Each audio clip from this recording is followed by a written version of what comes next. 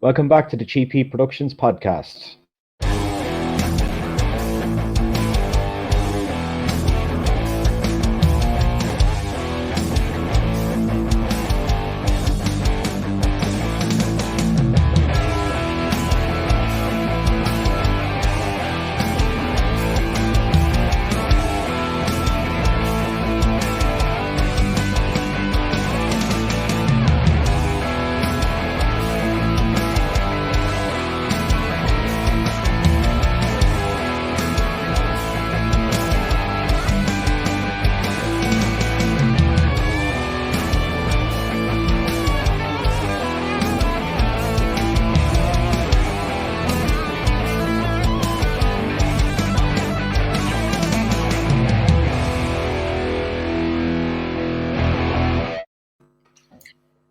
Oh, that was fun. Wow, it was a great little intro, wasn't it? People love kind of grooving along to it, and my friend Kevin, big shout out to him. He made me that original song.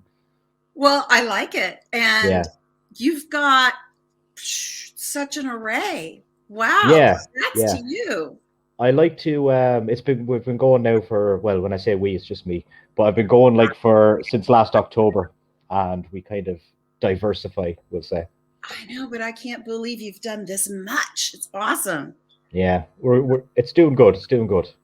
I always say we too. And I'm Yeah, like, and it's oh, just we've got me. to do this. And we've got to do that. I'm like, wait, there's no we. It's me. I'm doing it. Okay, we'll start at the beginning. All right. How did you learn, or like when did you decide that you wanted to be an actor? I knew in third grade that I was going to be an actor. I knew in third grade, I wrote a little paper about it, and I knew I wanted to teach in some capacity, not in school, so it ended up good with acting. And I wanted to act, and I wanted to write some, and I'm an Army brat, so there's not a lot of acting going on around the military bases for Yeah, film and television. So I started out as a model in my preteens all the way through my teens for about 8 years until I could get to LA. And then it was just hitting the streets every day with every other actor in LA. yeah. And then in LA, you fell into the horror business. Was horror something that you were a fan of, or Oh, was it yeah. something you want to get? Was it something you wanted to get into for sure? No, I didn't have any idea I was going to get into it.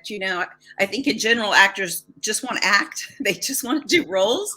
Yeah, And so the way our business goes is we basically get up and see what our agent has in line for us, and we go audition for everything. So, one week I was doing Highway to Heaven with Michael Landon and Murder, She Wrote. And the next, week I was doing Friday the 13th. But I'm a big fan of Friday the 13th. yeah, So for me, it was triple exciting. yeah. So you had seen the all the movies leading up to your one then? Oh, yeah. I had seen one and two, and those were my favorites. And I'm sure I saw some of the others, but it would have been in a drive-in. And I was probably asleep by the time the second feature was on. Yeah, But I did love the first two. And then, oh, I was so excited to be doing the series that I did, petrified and excited. And yeah, I'm a horror girl. I'm into it. So it was fun. how did it come about? How did you get the role then? I had it, they were calling it Birthday Bash at the time because they didn't want fans and other actors showing up at the casting offices. Usually that's why they do it. And they changed the names in it, I don't Okay, remember the name they called Jason. I know Kane told me one time what the fake name was, but I forgot. And I got in there, and it was John Beekler, the director, and Anthony Barneo casting in this small little room like this. And usually you have to do the most dramatic scenes in the movie. So I'm sitting in this chair doing all the screaming and the running and the terror. And then it started the processes of callbacks. And I don't think I had very many callbacks, maybe just one.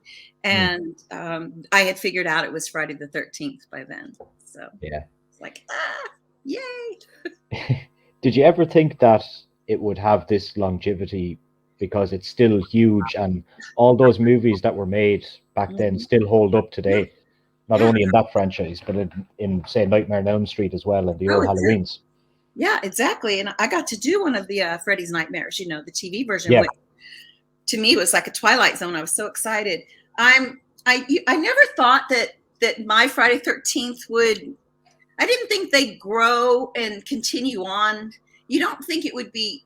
You don't think of it in such a long term of 30 decades. You don't think of it like that at all. Mostly, I was just hoping that the fans wouldn't mind a girl kicking Jason around and not running from him and having supernatural abilities. Yeah. There was rumors around that time that movie was going to set up the Freddy versus Jason back then. Do you know any insight into that plan or anything around You then? probably know just as much as I do, but that's what I was told also at the time, and I think that may have been the plan.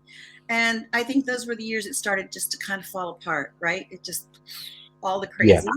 And I was offered part 8, but they weren't big on giving you a script, and I didn't want the character of Tina to get killed off in the beginning of the next sequel. So I just said no. My managers and agent, and I was so scared because I was a young actor, and it was more money than I had ever seen in my life. And I'm just like, oh no, I just can't. So that's why Tina's story didn't continue at that time. Do you regret looking back on it, not taking it?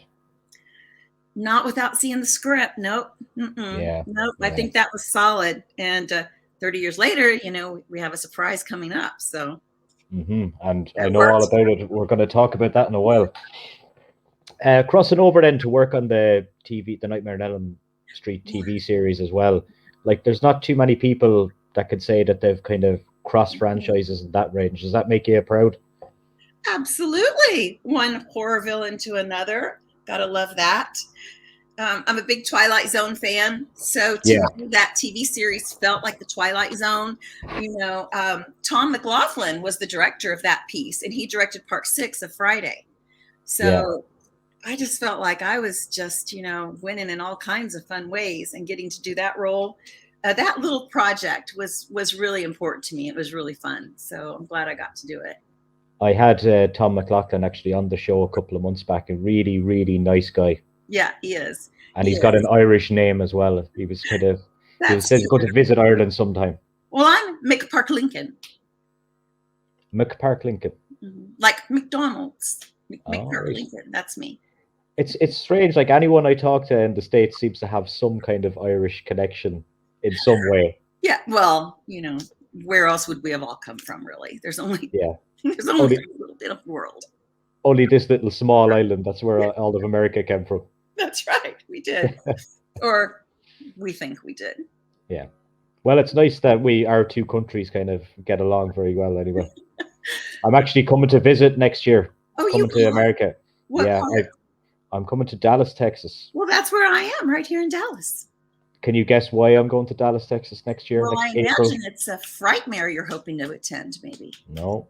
No. Getting married in Dallas? No. No. Coming to Dallas in 22. Gosh, no, I don't know what's happening. WrestleMania. Oh. AT&T Stadium in Dallas. Oh no. What month is that?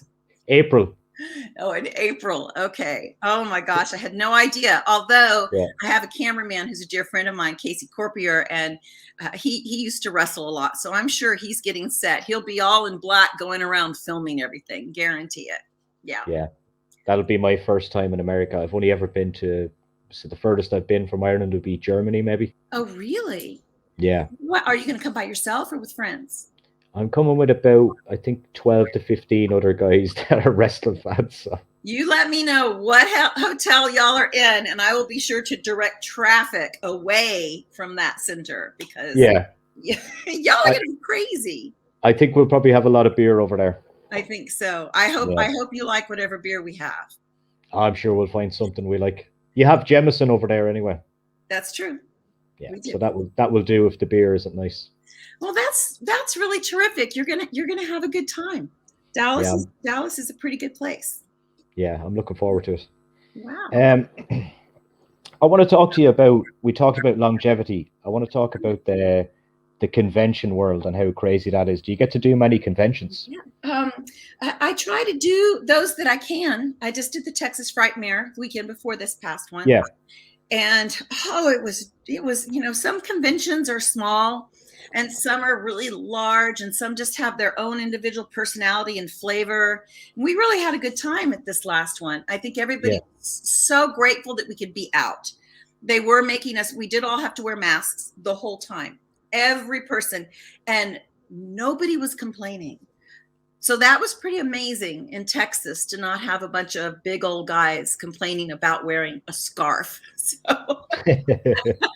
everybody was good. It was a very nice time. So yeah, I try to attend the ones I can. Did you have to wear like your mask when you were getting pictures with people and everything? Well, what we would do is I had different ways of posing with people. So if we're facing forward, then we would drop our mask so they could get a picture. Yeah, it's only right. The pictures wouldn't be the same with I know. the mask on. I know, and it takes so much time and money and days off for people to get to a convention. They deserve to have the best time they can. They're really putting, I mean, especially a lot of them are coming with families, they've got spouses, they have kids, and can you imagine the cost and time off work for two parents and all of it? So they need to have a good time when they're there. Yeah, I always ask people like what the last 18 months has been like. But you live in Texas, so everything has just been from the outside looking in now in Ireland, everyone just says that it's a crazy state. Like, what's it like there? Well, you've said some very kind words there. It's been really rough. It's been really rough. It's as if everybody just went crazy and lost their mind. So that has been difficult. We've always been a pretty, alpha kind of state. I consider LA and Dallas home because I've lived in both, had my children in LA. Yeah. But we just kept going, I mean, what was interesting is when all of the COVID stuff first started, nobody knew what business is. I mean, you were really probably affected in your day-to-day. And over here we were, but my acting studio just quadrupled. It was crazy. It's like everyone decided, well, the world's on fire. I'm going to follow my dreams. I'm going to see if I can act. I'm going to see if I can do these creative things. So that was awesome. And filmmaking was still going on, slower, very slowly, with a lot of cuts between shots, like every 15 minutes stop, clearing air, clearing everything. The crews were working like crazy, but we just kept going as much as we could. Yeah, so you were fortunate enough to be able to work in your acting studio then during this. Yeah, which is here. There it is, right there. Yeah, I was incredibly lucky. I was already pretty full because I'm a private career mentor coach, so I only have a couple of larger group classes. So those all went into Zoom. I mean, everyone went to Zoom for a year, and then after that, we were slowly coming back one-on-one. So what's the business like now? Are you back normal kind of? Yes, we really are. We're back to normal. I would say I'm pretty much back to normal. I'm still not doing the largest classes. So I keep it to just a handful at a time, and we're just cranking through. So grateful for that. We'll always need entertainment. So, hopefully I was able to keep enough actors. I'll show you some on the wall. Yeah. This is, I don't know if you can see them. Yeah, I can. Yeah. Yeah. Well, so that's just some of the actors. I've got a lot more headshots to put up, but it takes a while to get them all up, and they're kind of everywhere. Yeah. So we do headshots and we do the demo tapes. And one thing that was really interesting, normally I take my pro actors that have gone through the main classes, they're in the pro classes, to Los Angeles to shoot their demos. And we go out there for an immersion program. It's so cool. But this year we couldn't go to LA. LA was closed completely. So I brought the LA crew here. And they landed with the equipment and the masks, and we shot 30 demos in 4 days on locations everywhere, hauling all of us around with air and masks and cleaning and shooting from really far back and using multiple cameras to get the shots at the same time. And we made it happen, and it was really fun. Yeah. Is it a fun job, kind of teaching people how to act? It is. It's a really fun job. One thing I love about the most, though, really is I like mentoring and helping creative people make a creative career come true. That's something I love. Just like with your podcast. I mean, you made all that happen. You made it all come true. Yeah, it's going well. I set myself pretty high targets, so I'm not where I want to be yet. So well, you'll be there by what, Tuesday? So you just keep going. Wow. Yeah. Sure. We'll talk about everything coming full circle then, and Friday the 13th, Roseblood. And I've been very fortunate. I talked to Jason Brooks, CJ Graham, Tom McLaughlin, awesome. All great people. And yeah, we get to see each other a lot now because it seems like we're always traveling to do films. We did there's 13 Fanboy, and then Roseblood is the one that Peter Anthony's written and directed. And I was blown away to get to bring Tina back after 30 years. That's crazy. And he did such a good job. And they cast this lovely actress to play me younger. And then, of course, I play me now. And he did a really good job. You've seen the previews, right? Some of the trailers. Yeah. So, but they look good. I haven't seen the whole film, but I've seen a good amount of the back end. And I got Terry Kaiser in it, Dr. Cruz, which everybody's always wondering, how is that happening? And handsome Kevin comes in to rescue, which is fabulous. And I think Richie Ramone is in it. Richie Ramone. No, what was that? Richie Ramone is in the movie as well. I don't know who that is. Which actor? Who? He used to be in the band, the Ramones. He's a drummer. Well, I must not have worked with him or something. Yeah, because I had him on the show a couple of weeks ago as well, and I think he plays a small cameo in it, but he's still another big name. There's a lot of big names in that movie. Oh yeah. Oh, that is so fun. No, I just didn't recognize the name right off the top of my head. Obviously, we were all there on different days, but Kevin and Terry and I got to be there, of course, on the same day, which was crazy. And that's a good production team. They were top level. They're as good as any major production I've ever worked with. Seriously. And it's amazing the work that the fans do to fund this as well. I was blown away. I didn't even know what a fan film was. I didn't know when he called me, and he said to go look at Vengeance. So I went and looked at what they'd done with Vengeance, and I liked it a lot, and called CJ, his wife, and chatted with them. Like, okay, these people are for real. They're good guys. I'm like, okay. And we started kind of collaborating a little bit on the script. He did all of that writing himself, but what a great job. So, and a neat guy. Yeah. Vengeance was really old school, kind of bringing you back to the 80s kind of vibe, which I liked. Yeah, I sat down and watched it all on YouTube and had a blast. And I'm like, yeah, absolutely. How could I turn down bringing Tina back? You know, I mean, where do you think this chick's been for 30 years after all of that? Yeah. You know, everything coming full circle. Yeah, that's cool. There's a couple of more movies here as well. Yes, look at that. I mean, how exciting. It's just an actor's dream because I've got 3 out this year and then another in March. 13 Fanboy. I saw the trailer for it today. I just saw it a few hours ago. Was pretty excited about it. That was really fun. Shot it in New Mexico, which is just beautiful here, a really pretty state. And they finished it the month before the pandemic started. Wow. Great. I don't know how they did it. And Dee Wallace is in it, and she's awesome. I didn't actually know about that movie until you sent it to me. Because all I've been seeing is kind of, because I was following Jason Brooks, so I see his thing, but I didn't realize that there was another movie going on as well. Yeah. Another one to check out. Yeah, and 13 Fanboy it's a unique perspective. The actors were playing kind of fictional, exaggerated versions of ourselves that someone comes after. Yeah. So that was I really liked doing it because I had a severe stalker for 6 years here in the States that was so severe. It followed me to different houses. Oh, really? Planted himself in my attic for a while and then shot at me in my house. Shot at me, but missed, thank goodness. And, so I'm like, oh, yeah, let me play with the stalker film. That's a good way to put this to bed.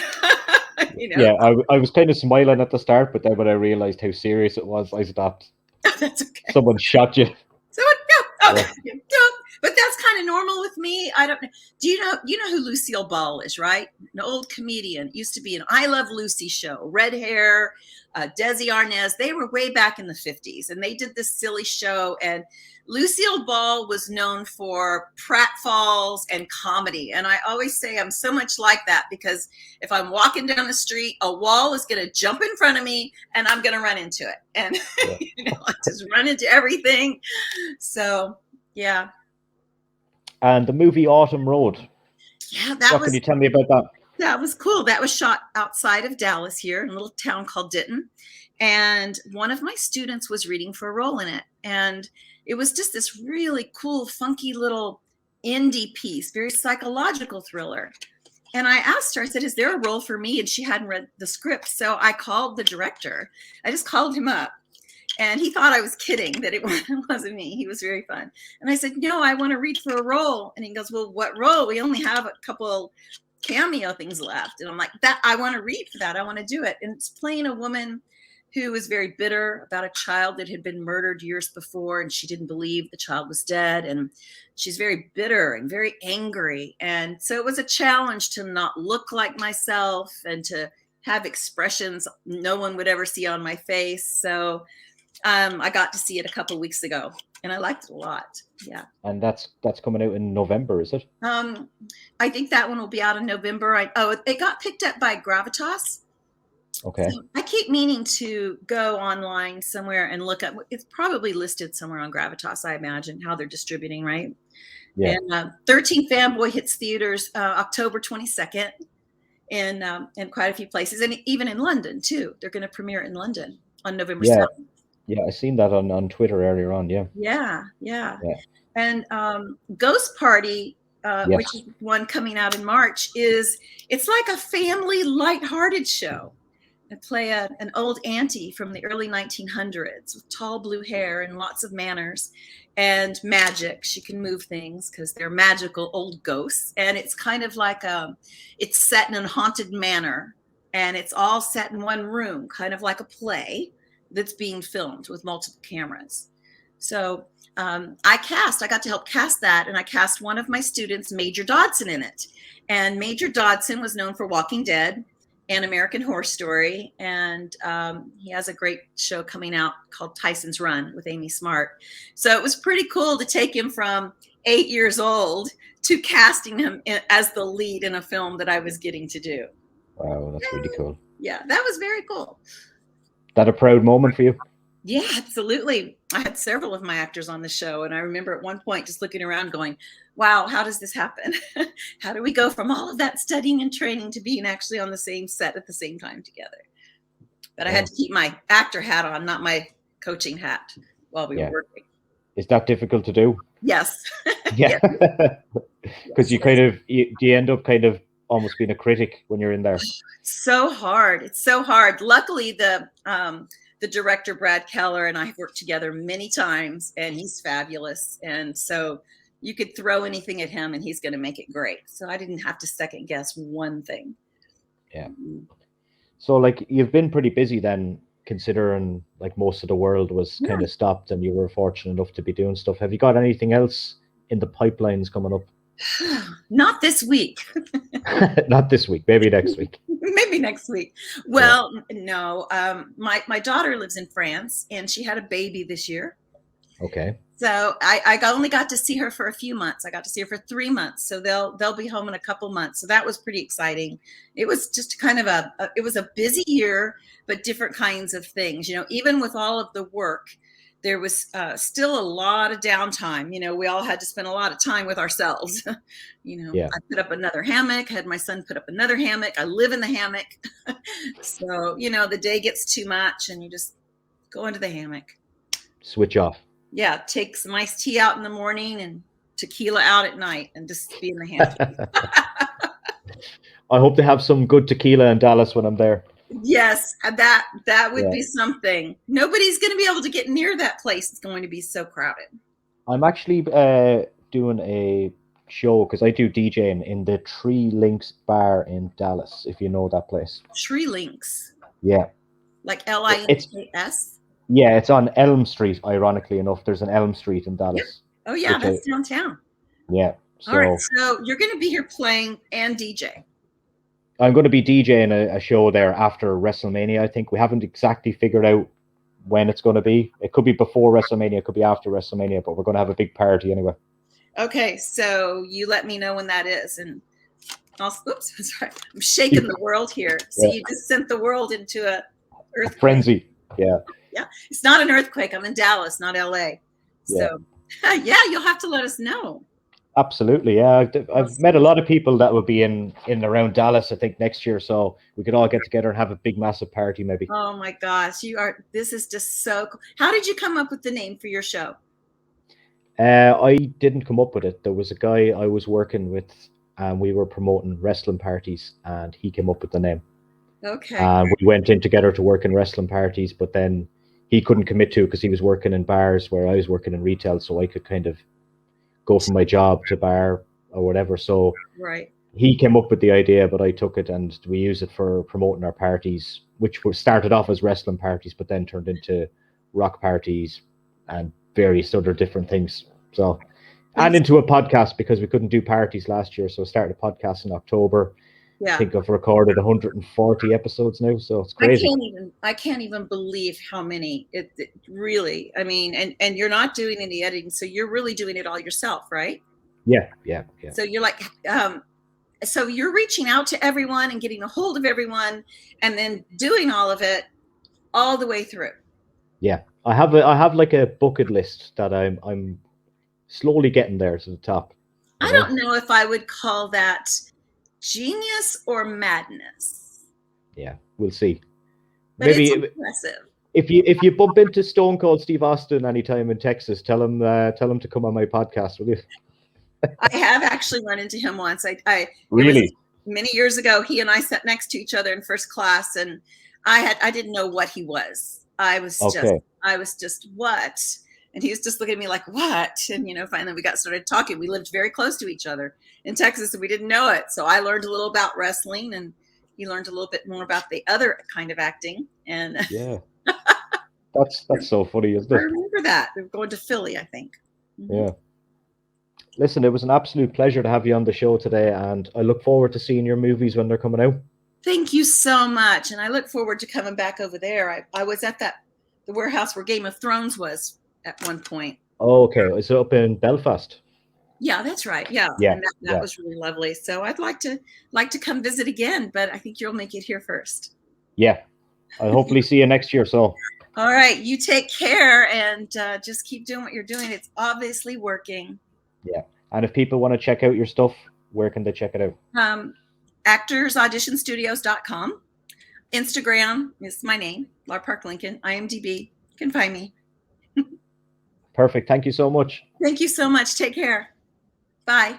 Bye.